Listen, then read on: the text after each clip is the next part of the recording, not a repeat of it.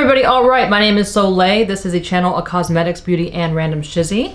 I have been away for a minute. The reason being is because I have my 40-hour-a-week job, and then I also am a massage therapist on the side where I work for a small company, and then I also own my own business. So I've been so busy pretty much for the last 5 months.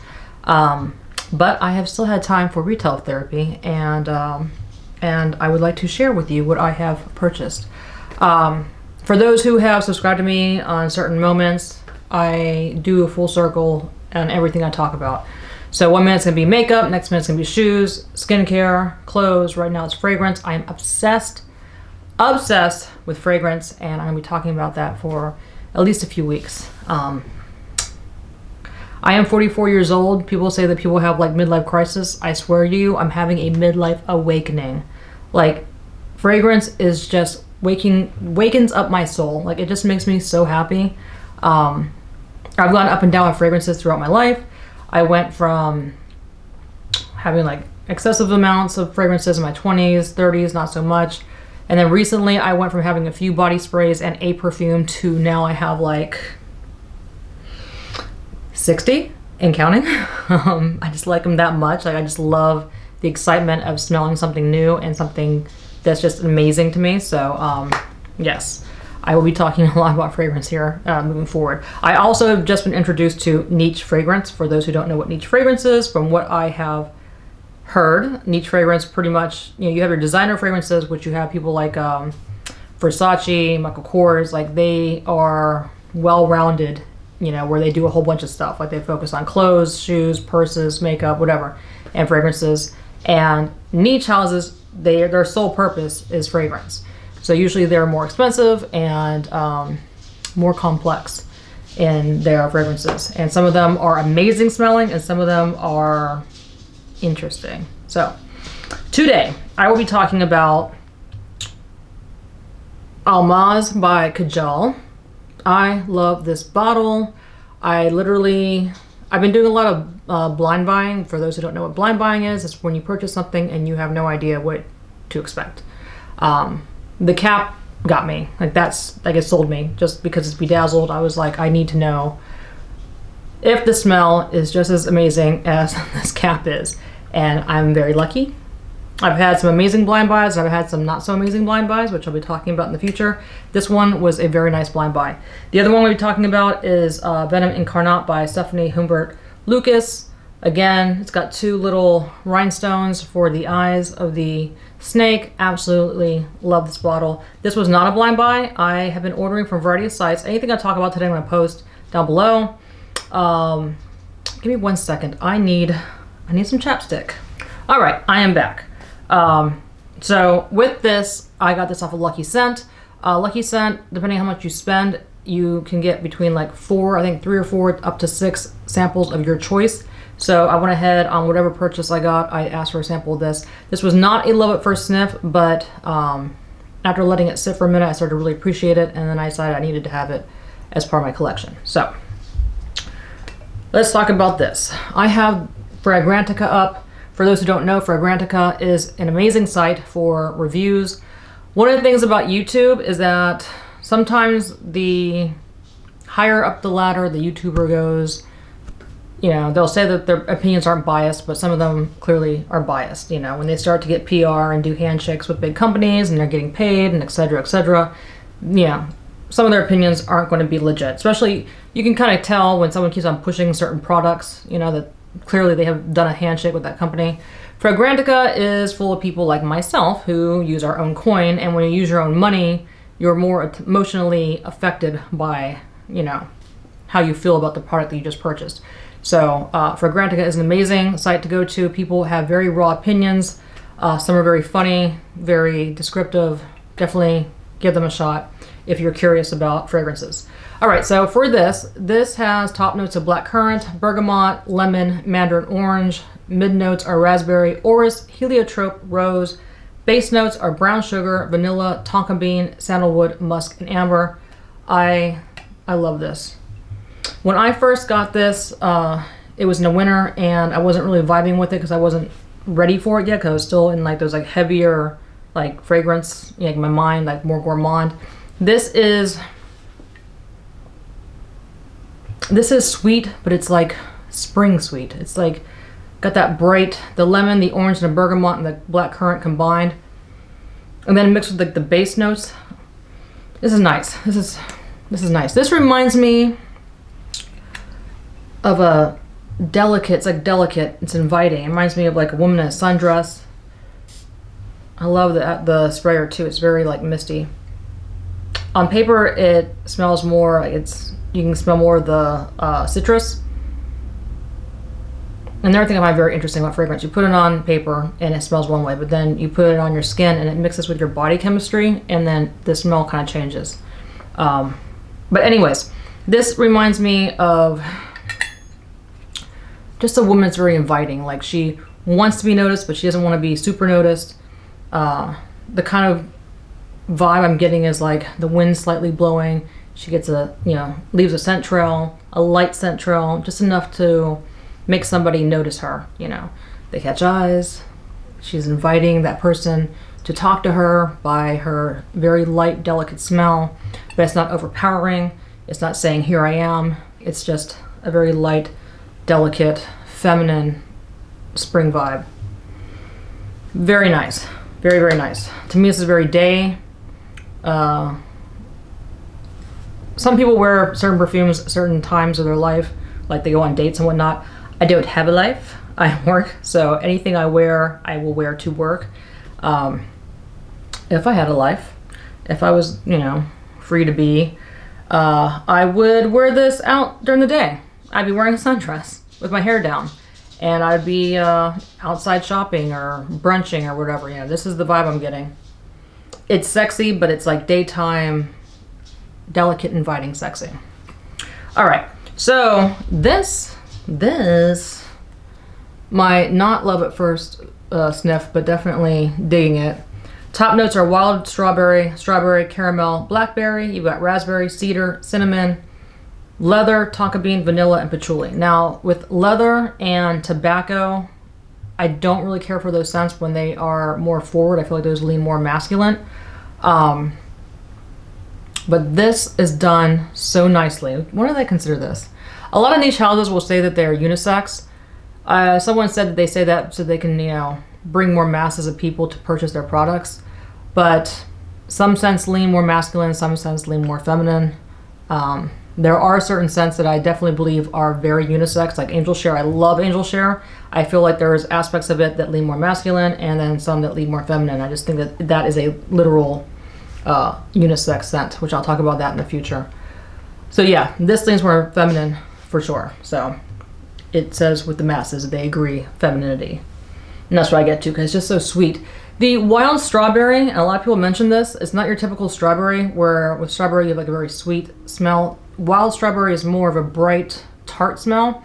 That leather though, the leather mixed with the tonka bean and the vanilla, and just those base notes with the patchouli, like all that combined just leaves a nice, like, it adds depth and smoothness to the smell. Like it brings down that tartness. Oh, on my skin, it's so nice. I've had this on for a few hours. I went outside, I took my dogs outside, and both of these are the kind of fragrances that they sit close to your skin, but then when your skin heats up, like when you're like outside in the sun, it starts to project. And it's slightly windy outside, so like inside I can smell more of the leather, but still very smooth and in the background, and outside the strawberry was coming forward and I could really, like, it was projecting. It was really nice. Let's try this on paper too. So nice. Absolutely. I'm tasting it. Whew. Tastes like wild strawberry and leather. No, I'm just kidding. I love this. It is very, both these are very unique in their own way. I think they are definitely worth the, calling them like a niche house. It's not something you're going to get at a regular like mall store. So this, like I said, delicate, inviting, daytime. This, if I had a, date life or I was like social life outside of work, I would wear this at nighttime. This is like nighttime summer vibes to me. This is delicate. This is strong. Woman knows what she wants. that leather. It's the leather because it adds just that little bit of masculinity, even though it's still, like I said, the leather in this is in the background. It is there to complement all the other ingredients that are in the front. They did this so well. I am obsessed with this. I have not smelled the other popular one, God of Fire, but I'm pretty sure I just ordered something from Lucky Scent recently, and I'm pretty sure I asked for that to be one of the samples. I'm really looking forward to that. They have another one that's called Mango Kiss. I have several mango scents, so Mango Kiss I wasn't totally obsessed with, but it's cool. I just wasn't obsessed with it. This one though, to me, is very unique. I don't have anything else in my collection, from designer up to niche, that smells like this. So if you have not, give this a shot if you're into strawberry. I love this. I love these. Such great purchases, absolutely. So yes. Before I end this, I do want to talk about the samples that I got with this. When you buy straight from the website, they send you 2 little samples. This is Lamar, and Lamar is a very popular scent that a lot of people that talk about this house talk about this specific scent. It's beast mode. It projects. It's very, very strong. It's supposed to be so the top notes are pineapple, red berries, apple, cardamom, and coriander. It's got rose, white floral. Base notes are musk, vanilla, amber, wood, cedar, or cashmere wood, should I say, cedar, and moss. A lot of people that are like heavily into the niche world, sometimes their opinions are on another level. Like in my mind, when you say this is really fruity, it's very juicy, it's very sweet, I'm thinking like Bath and Body Works. Like my mind's going there. Like, ooh, this shit's gonna be delicious. Like, no. Niche fragrances have so many different layers and like ingredients that don't necessarily match up, but they complement each other, that you're really going on an olfactory journey with the scents. Sometimes as it like dries down, you experience different emotions, different, scents come forward. Lamar. Everybody who's obsessed with this fragrance is like, it's so fruity and juicy. It smells so much like pineapple. One woman was like, it smells like pineapple that came off the grill. I'm like, all right. I got really excited when I got this as a sample. I already sprayed. Yeah, I already sprayed. Let me spray it again because the dry down to me is definitely, this is not for me. Now, the very first initial smell, yeah, I can smell pineapple. That very first initial spray, I can smell pineapple. Like, I don't want to say photorealistic pineapple, but for a split second, photorealistic pineapple. But then there's all those other ingredients that kick in like a split second later. So literally like a split second, okay, pineapple, and then everything else kicks in. That top note, sometimes with fragrances, like the top notes will linger for a while, then you'll hit the mid, then you'll hit the base, throughout like hours, let's say. This goes straight from top to mid and base, and this is very, the rose really comes forward. It just reminds me of nostalgic soap, like fancy soap that you would have seen like at somebody's grandmother's house, like in the 90s, let's say, like those little soaps that are wrapped, that you don't actually ever like use them. You just keep them there for looks and to smell good. Like this is what that reminds me of, like nostalgic. It's nostalgic to me. It's just mature. Another thing I find very interesting getting into the fragrance community recently is that there's this assumption that if you hit a certain age range that you're supposed to be attracted to certain scents. And I've just found that not to be true watching all these different, there is some validity to that statement, but like there are certain fragrances that people from their 20s up to their 50s, 60s will all appreciate on the exact same level. Certain scents that I consider, like for instance this, I consider to be an older scent. Some of the people that have completely vibe with this are in their 20s and probably like young 20s up to like early 30s. To me though, as a 44-year-old woman, this just smells like something a woman maybe in her 60s above would wear. Like it reminds me of something that would have been popular in the 90s. Not a woman currently in her 60s, but a woman in her 60s in the 90s. It's not bad. It's not bad. It's nice. It's just, it's not, it's a vibe. It's not my vibe. That's how I feel. Yeah. So the other one that I pretty much feel equally the same about is called Faris. It is a masculine smell. I'd already sprayed this. Yeah. This, again, reminds me of something out of the 90s.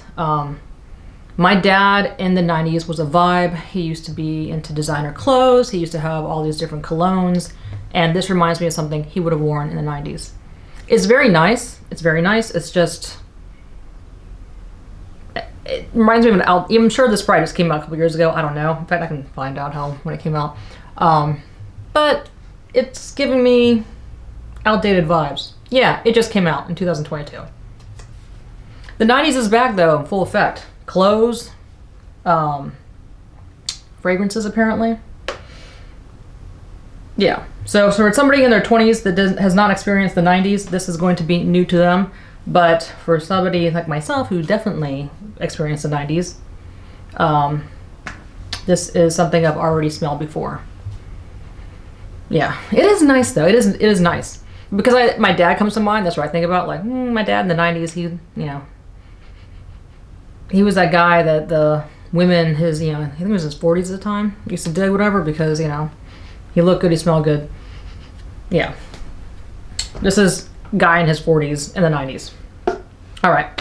So, anywho, I think that's it. I'm going to go and show you these bottles again. I am so excited that I am making YouTube videos again. I'm going to try to make more YouTube videos. I might do a video back to back, so you might see 2 weeks of me wearing this exact same shirt, this exact same look, just because this is the day, the moment that I have my free time. So yeah, show this to you again. All right, I hope you guys enjoyed my video. I'll be making more videos in the near future, and I'll see you guys next time.